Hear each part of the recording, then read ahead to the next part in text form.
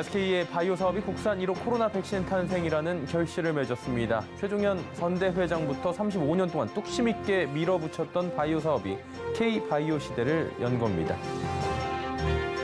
삼성전자가 오늘 세계 최초로 3밀리 파운드리 양산에 나섰습니다. 삼성전자는 차세대 파운드리 서비스 시장을 주도해 나가겠다는 전략입니다. 현대올빙크, 소카 등 하반기 대어들이 줄줄이 등판을 예고하며 상반기 위축됐던 IPO 시장에 훈풍이 불고 있습니다. 내일부터 총부채 원리금 상환 비율, DSR 규제 3단계가 도입되고 생애 최초 주택 구입자 등에 대한 대출 규제는 기존보다 완화됩니다. 내일부터 갚을 수 있는 만큼만 빌려주게 되는 건데요. 이슈 플러스에서 짚어봅니다. 센 경제 라이브 출발합니다.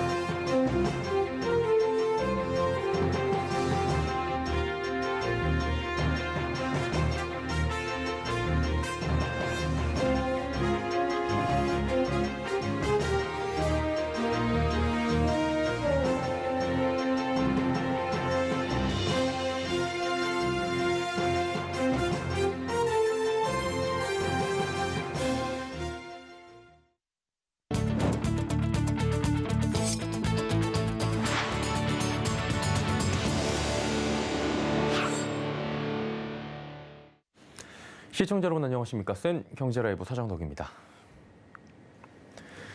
최태원 SK그룹 회장의 뚝심이 K-바이오의 역사를 만들었습니다. 최종현 선대 회장부터 35년 동안 뚝심 있게 밀어붙였던 바이오 사업, 결국엔 결실을 맺은 건데요. 최 회장이 앞으로 만들어 나갈 K-바이오 스토리에 업계의 관심도 커지고 있습니다. 서지은 기자입니다. SK가의 35년간 이어진 바이오 사업 집념이 국산 1호 코로나 백신 탄생이란 결실을 맺었습니다. 최종현 선대 회장이 물꼬를 트고 최태원 회장이 뚝심 있게 밀어붙인 결과입니다. SK는 1980년대 주력 사업인 섬유 산업을 대체할 성장 동력을 고민하던 중 바이오에 관심을 가졌습니다. 섬유를 만들 때 화합물을 합성하는 방식이 제약품 제조 방식과 유사한 데다 해외 섬유 기업들도 생명과학으로 비즈니스 모델을 전환하는 추세였기 때문입니다. 최종현 선대 회장은 성경 인더스트리 산하의 생명과학연구실을 설립하고 1999년 3세대 백금 착제 항암제인 선플라를 개발하는 성과를 냈습니다. 국내 최초이자 세계 최초의 신약으로 우리 근대의학이 시작된 지 100여 년 만에 신약 주권을 가진 국가로 만들었다는 평가를 받았습니다. 선대 회장이 남긴 바이오 사업 DNA는 최태원 회장과 최 회장의 사촌 동생인 최창원 SK 디스커버리 부회장이 이어져 바이오 사업을 한 단계 업그레이드 시켰습니다. 최태원 회장은 SK 바이오팜을 설립하고 2019년 수면장애 신약 수노사와 뇌전증 신약 엑스코프리 등 신약도 개발했습니다. 최 회장은 2030년 이후 바이오 사업을 핵심 성장 동력으로 삼겠다는 목표를 세우고 SK 바이오팜, SK 바이오사이언스, SK 플라즈마, SK 팜테코 등을 설립했습니다.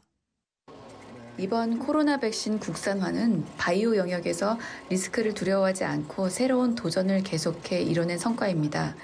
앞으로도 과감한 투자와 연구를 지속해서 K-바이오의 또 다른 신화를 만들어낼 것입니다. SK는 바이오 관련 분야에 향후 5년간 6조 원 이상 투자하겠다는 계획입니다. 앞으로 쓰일 K-바이오 스토리에 업계의 기대가 커지는 이유입니다. 서울경제TV 서지은입니다. 삼성전자가 오늘 세계 최초로 3나노미터 파운드리 양산에 나섰습니다. 이재용 삼성전자 부회장이 지난 18일 유럽 출장을 다녀오며 첫 번째도 기술, 두 번째도 기술, 세 번째도 기술이라고 강조한 지 12일 만입니다. 장민선 기자입니다. 삼성전자 화성 캠퍼스 3나노 양산 라인. 세계 최초로 양산을 시작한 3나노 웨이퍼입니다. 지난달 윤석열 대통령과 조 바이든 미국 대통령은 삼성전자 평택 공장을 찾아 3나노 반도체 웨이퍼에 서명을 남겼는데 당시 시제품이 오늘부터 양산에 들어간 겁니다. 1나노미터는 머리카락 한 올의 10만 분의 1을 뜻하는데 3나노 공정은 반도체 회로 선폭이 10억 분의 1미터입니다.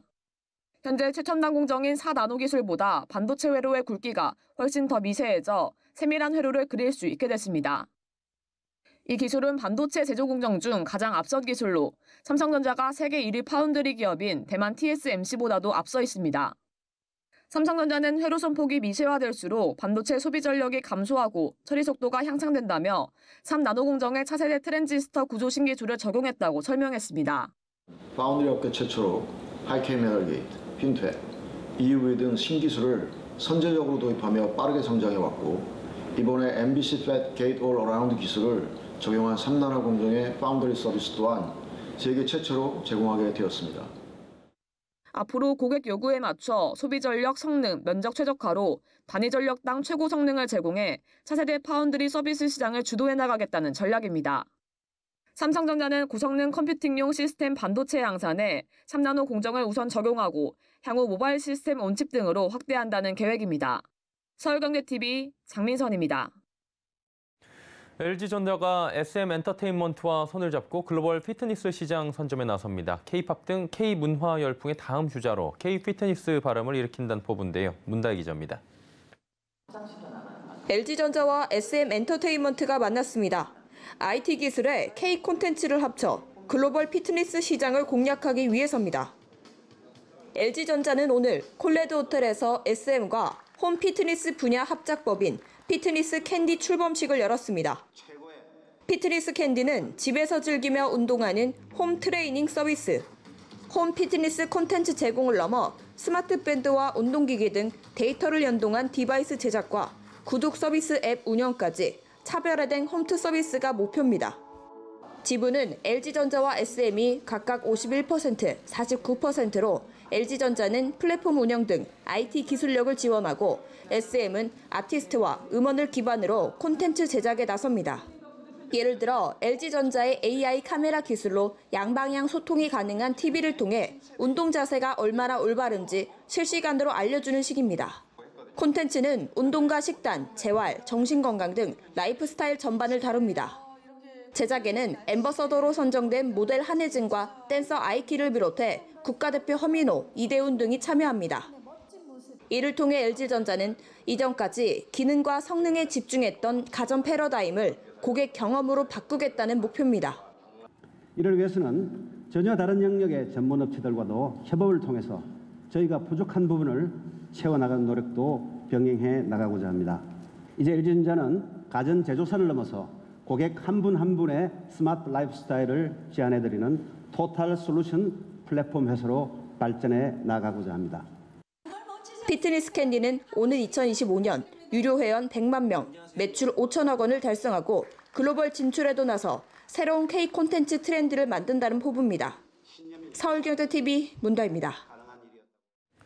하이브의 보호 예수 물량 83만여 주가 해제되며 주가가 약세를 이어갔습니다. 오늘 하이브는 전 거래일 대비 2.02% 내린 14만 5,500원에 거래를 마감했는데요. 일반적으로 보호 예수 물량이 해제되면 차익 실현을 위한 매물이 나올 수 있어 주가 하락 가능성이 높아집니다. 다만 증권가에선 방탄소년단의 그룹 활동 잠정 중단과 개인 활동이 구체화되지 않아 이미 주가가 많이 하락한 상태라며 추가적인 주가 하락은 제한적일 것이라 전했습니다. 상반기에 위축됐던 IPO 시장에 훈풍이 불고 있습니다. 이 몸값 10조 원에 달하는 현대오일뱅크가 코스피 입성을 예고한 건데요. 분위기 반전을 꾀할 수 있을까요? 김혜영 기자입니다. 현대오일뱅크가 하반기 코스피 상장에 나섭니다. 상장 예비 심사를 통과하며 본격적인 상장 절차에 착수한 겁니다. 반년 만에 거래소의 문턱을 넘었습니다. 하반기 IPO 시장에 최대호가 등판한 건데 기업 가치는 현재 10조 원 이상이 거론되고 있습니다. 치솟는 유가 덕에 고유가 수혜주로 불리며 상반기 역대급 실적이 기대된다는 평가입니다. 이에 현대오일뱅크는 상반기 실적을 반영해 수요 예측을 거쳐 오는 10월 코스피 입성을 유력하게 점치고 있습니다. 소카도 하반기 상장 출사표를 던졌습니다. 소카는 몸값을 낮춰 투심을 공략하고 나섰습니다. 구주 매출 없이 455만 주를 신주로 발행한다는 점도 눈에 띕니다. K뱅크도 연내 코스피 상장 청신호를 켰습니다. K뱅크는 작년 순이익 흑자 전환 후 1분기에도 성장세를 이어가고 있습니다. 이처럼 하반기 대여들이 줄줄이 등판을 예고하며 침체된 IPO 시장 회복에 마중물이 될 것이란 전망입니다.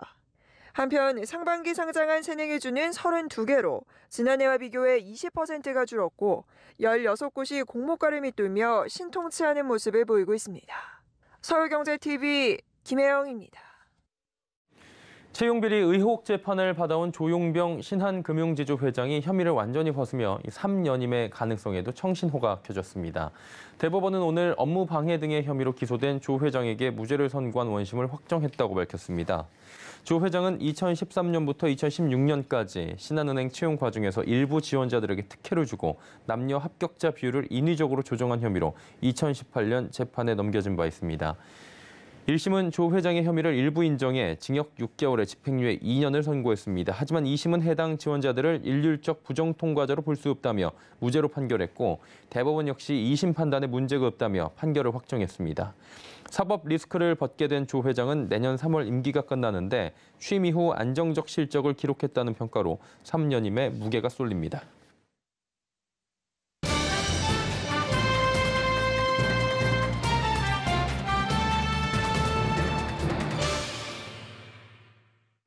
내일부터입니다. 총부채 원리금 상환 비율, 일상적으로 저희가 DSR 이렇게 쓰고 있는데 이 규제 3단계가 도입이 되고요. 생애 최초 주택 구입자 등에 대한 대출 규제는 기존보다 완화되게 됩니다.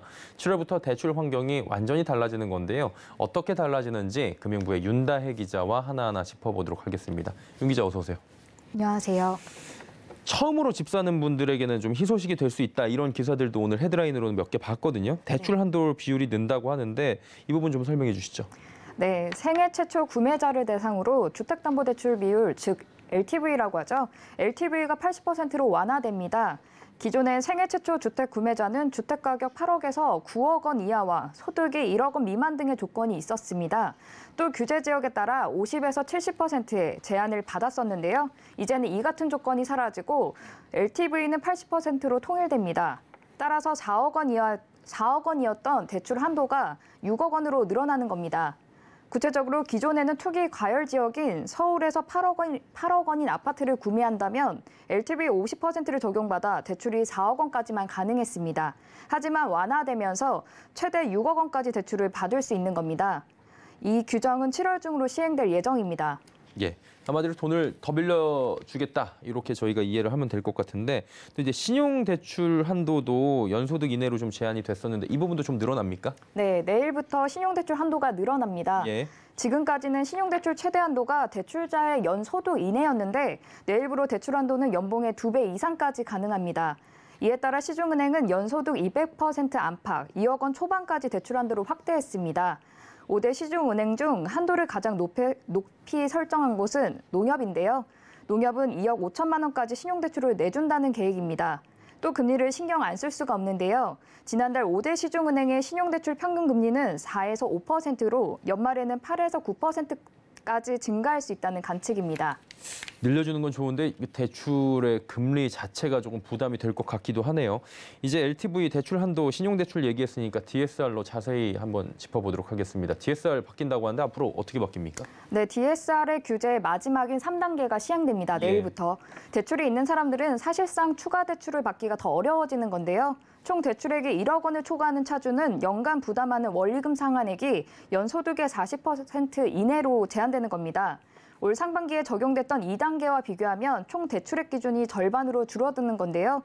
앞서 정권이 교체되면서 시장에서는 DSR이 일부 완화될 것으로 기대했으나 새 정부는 이를 유지하기로 했습니다. 현재 DSR 2단계 적용받는 국민들이 38%에 달하는데요. 3단계가 시행되면 적용받는 비율이 더 늘어나고 대출 여력이 더 줄어들 것으로 예상됩니다. 단 전세 대출, 중도금 대출, 소액 신용 대출 등은 DSR 적용에서 제외됩니다. 한마디로 정리해보면 신용대출은 이제 연봉의 2배까지 늘려주겠다라고 하고 있고요. LTV 한도도 지금 80%대까지 늘려준다고 하니까 여기만 보면 느는 것 같은데 DSR이 규제가 3단계가 되면 결론적으로 보면 대출 받기 더 어려워지는 거 아닙니까? 맞습니다. 네, 정부는 DSR 규제 안착을 위해서 LTV 완화한다는 방침이었으나 소비자 입장에서는 대출 받기가 더 어려워졌습니다. 예. DSR은 소득 대비 갚아야 할 원리금 비율을 뜻해서 소득이 적은 분들은 더 대출 받기가 어려울 수밖에 없습니다.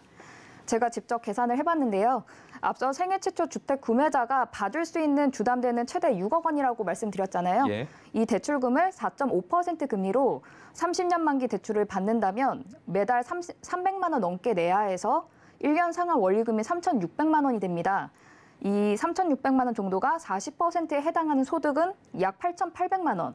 그러니까 이 소득이 이 정도가 돼야지 해당 대출을 최대로 받을 수 있는 겁니다. 예. 여기에 기존 대출이 있다면 대출 규모는 더 줄어들게 됩니다. 또 그러니까 결론은 LTV 한도를 늘려도 연소득 때문에 대출 한도를 최대로 받을 수 없는 상황이라는 겁니다. 이 때문에 정부가 대출 규제를 풀었다기보다는 더 조인 것 아니냐는 불만이 높아지고 있습니다. 앞으로 억대 연봉자만 내 집 마련을 할 수 있는 것 아니냐는 비판도 나오고 있는데요. 따라서 은행들도 신용대출과 LTV 한도를 풀어도 대출 수요는 크지 않을 것으로 내다보고 있습니다. 또 대출은 최대한 끌어서 받을 수 있다고 해도 하반기에 금리 상승세가 지속될 것으로 전망돼 대출 수요는 주춤할 것으로 보입니다. 전문가 얘기 들어보겠습니다. 주택 가격이 하락하거나 또는 금리가 과도하게 올라가는 상황에서는 어떻게 보면 대출 수요가 감소할 수가 있죠. 그러니까 본인 소득 내에서 쓰라는 거예요. 예, 내일입니다. 당장 7월인데요. 바뀌는 대출 환경에 대해서 하나하나 짚어봤습니다. 금융부의 윤다혜 기자와 함께했습니다. 고맙습니다.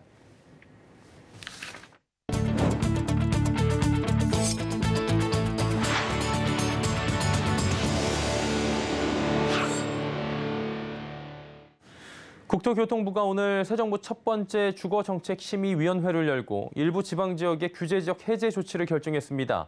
대구와 대전 등은 투기과열지구 지정에서 벗어나게 됐고요. 수도권과 세종은 현행 규제가 유지됩니다. 이지영 기자입니다. 앞으로 대구 수성구에서 15억 원이 넘는 아파트를 살 때도 주택담보대출을 받을 수 있게 됩니다. 투기과열지구에 묶여 있다가 해지됐기 때문입니다. 국토부는 오늘 주거정책심의위원회에서 주택가격 상승폭이 비교적 낮고 미분양 증가세가 뚜렷한 지방권을 중심으로 규제지역 조정 방안을 내놨습니다.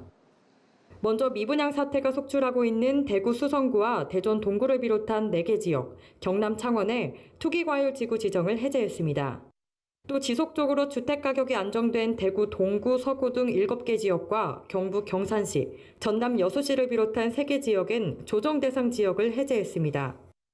국토부는 지방을 중심으로 미분양 사태와 주택거래 급감, 집값 하락 현상까지 나오자 규제지역 해제 방안을 내놓은 것으로 풀이됩니다. 규제지역 지정 당시와 상황이 달라져 투기를 막기 위한 조치를 거둬들인 셈인데 대출금리 수준도 이전과는 달라 시장 분위기가 살아날지는 미지수입니다.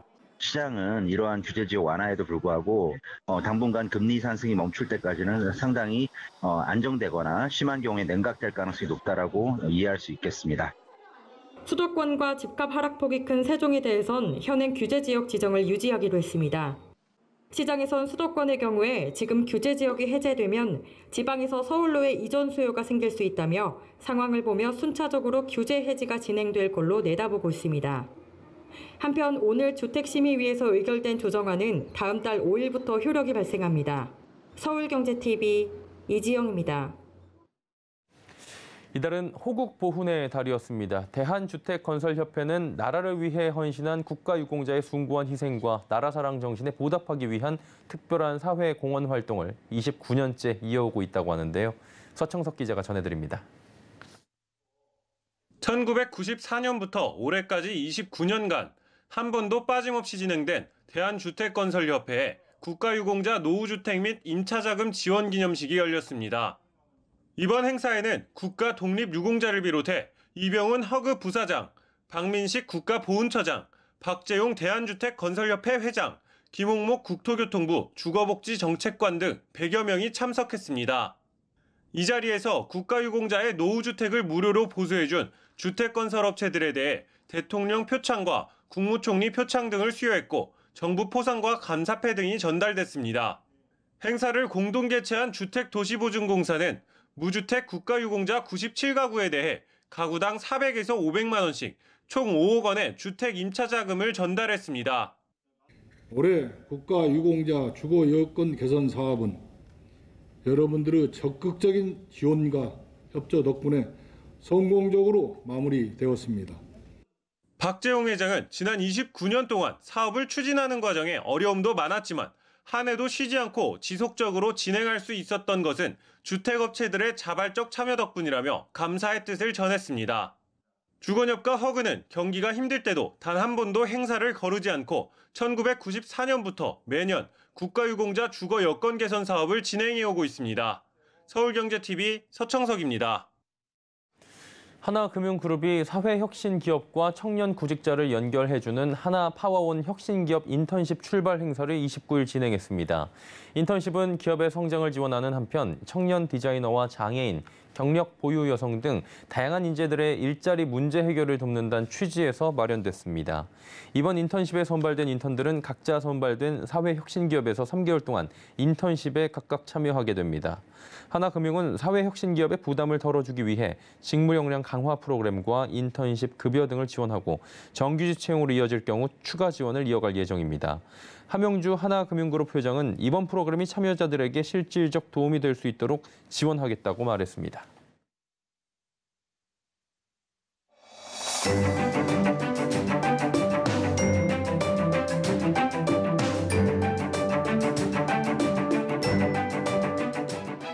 안녕하세요. K웨더 라이프스타일 예보 박이라입니다. 현재 중북부는 장마 전선의 영향으로 강하고 많은 비가 쏟아지고 있습니다.